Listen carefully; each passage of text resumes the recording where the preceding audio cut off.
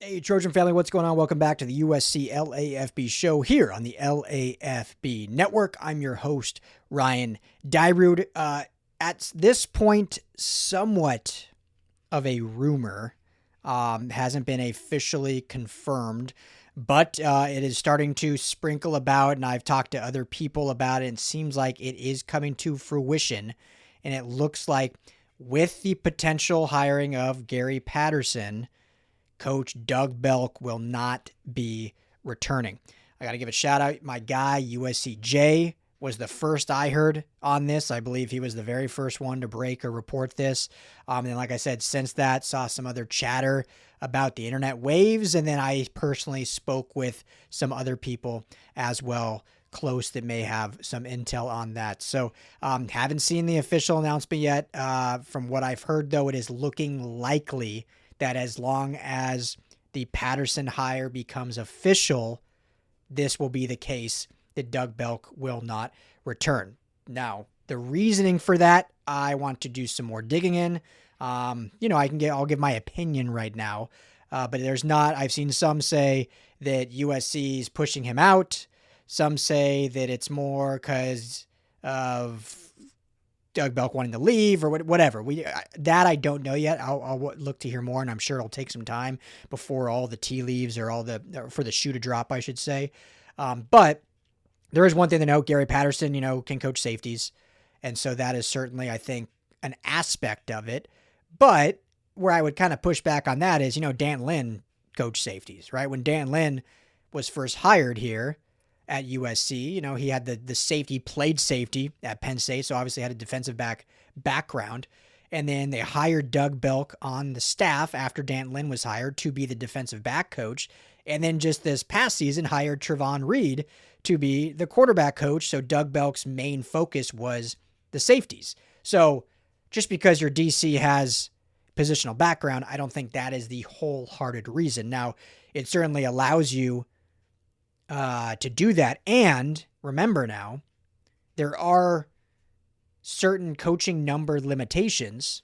And so because now it's official that Mike Eckler has been hired away from Nebraska, which was a home run hire, to be the special teams coordinator here at USC, is Ryan Doherty going to be officially gone, or is he just in a different type of role and whatnot? So we don't know the exact numbers of did they have to, and I'm not saying it was a straight trade, basically Eckler for Belk, but did they have to make room? And then there was some thought of okay, well, Gary Patterson has this expertise anyway. We want to give Trevon Reed more of a role anyway. A lot of speculation on that, right? So we don't fully know that. There is also the belief, and I believe this, that Doug Belk was an absolute candidate for DC. I know we primarily talked in-house about Coach Henderson. And I think depending on what side, that's what's so hard about this, is you love all these guys, love all these coaches, but you kind of had to not pick a side, but it was kind of plant your flag. If you're going internal, were you for Henny, or were you for Belk, or were you for external? There was a definite big faction, if you will, of Doug Belk. The guy had done it for 2 years, right? Comes from the Nick Saban tree in some regard, was a DC for 2 years at Houston, so actually did call a defense, call plays, so he has more experience. He's an elite recruiter as well.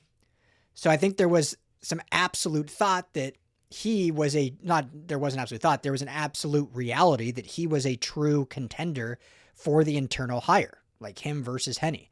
And so when they decided, ultimately, it seems like anyway, nothing official yet, seems like they decided to go a different direction. He could have himself said, you know what, no harm, no bad blood, but I think it's best for me to maybe step away and I'll go look for a new opportunity, whether that's to be a DC somewhere that still has an opening, or in a similar capacity, but then I feel like I'll have a more opportunity to move up. You cannot fault him for that. It could have been under his own volition, and maybe USC wanted to keep him and say, hey, it's really no different than when Lynn was here with Patterson. You both have safeties backgrounds, but that's what we did last year anyway.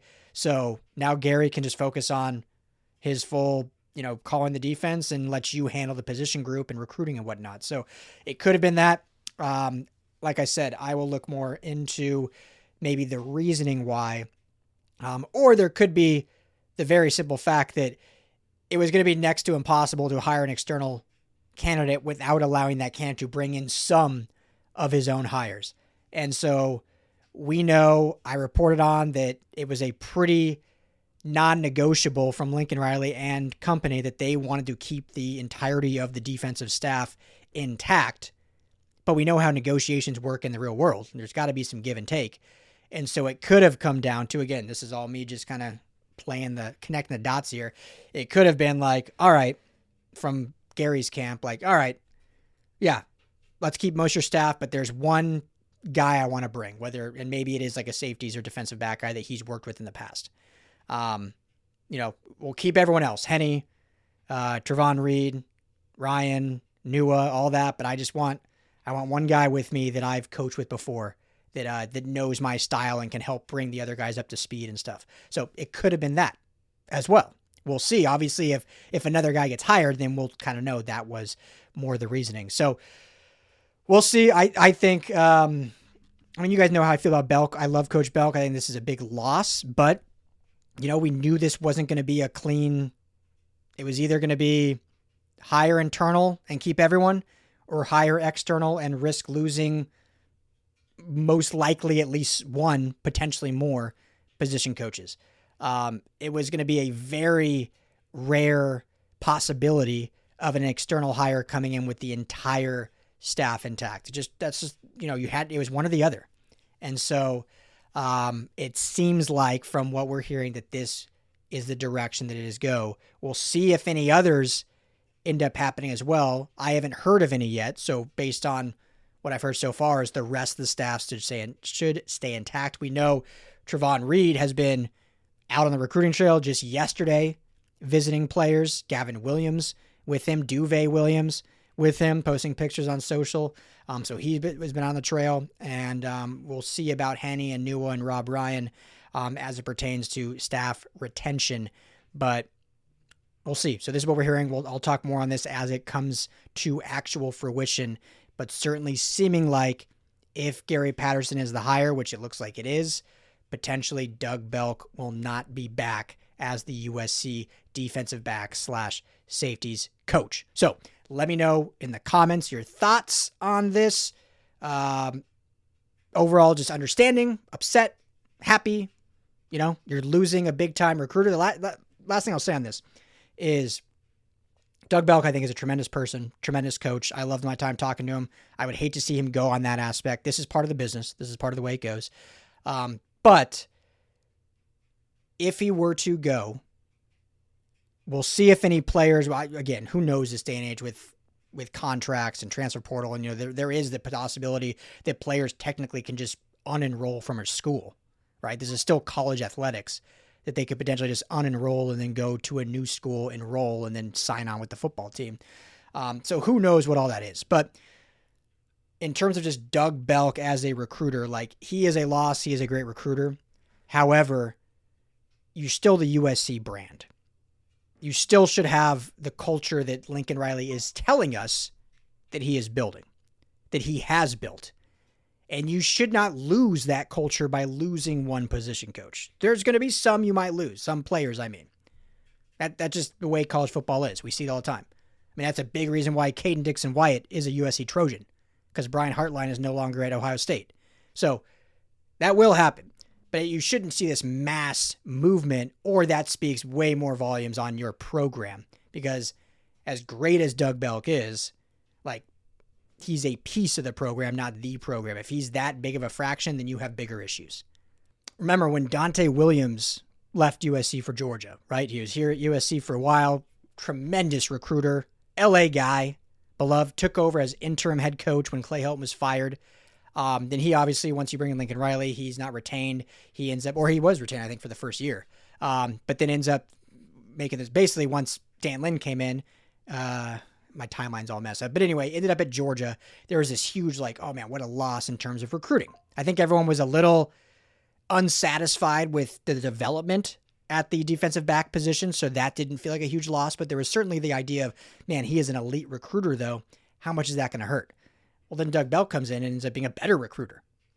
And so not taking anything away from Doug Belk, but I think that does show you the USC brand, the Lincoln Riley aspect, the culture that is being built. Like, that should be sustainable regardless of one guy moving on. So I think this would be a big loss in my opinion, but not an insurmountable one, especially if the powers that be believe the DC they are hiring is the best possible candidate. Fans may not agree, but if they believe that and can pitch that to all the team and whatever, then you press forward, you fight on, you move on. So that's the latest. Keep you posted. Again, shout out USC J. I believe he was on it first from what I saw. And then, it's kind of trickled out through there, and I've spoken to people about it as well. So it's looking like if Gary Patterson's in, Doug Belk may be out. We'll have plenty more. Keep it right here, USC LAFB. Hit that like and subscribe button. Appreciate your family. As always, fight on. Hey, Trojan family, thank you so much for hanging out and watching the USC LAFB show. Before you go, let me tell you quickly about our friends over at Sleeper.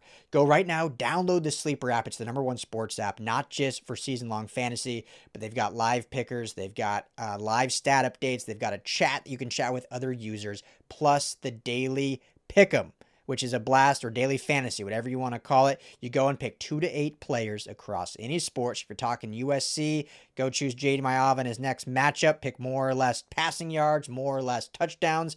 You stack those, and you can win real money. When you go to make your first deposit, make sure you use our promo code USCLAFB. You're going to get a match deposit up to $100. Put in $100, you get $100 free to play with from Sleeper. Put in $10, they'll match you that $10. So now you're sitting at $20 to play with.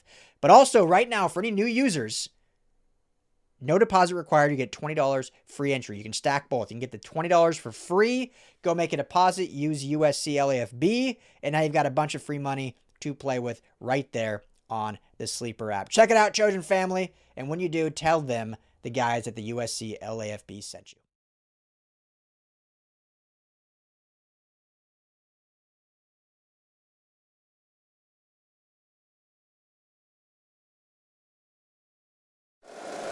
If you like the show, please take a moment to rate, review, and subscribe. It really does help the show to grow.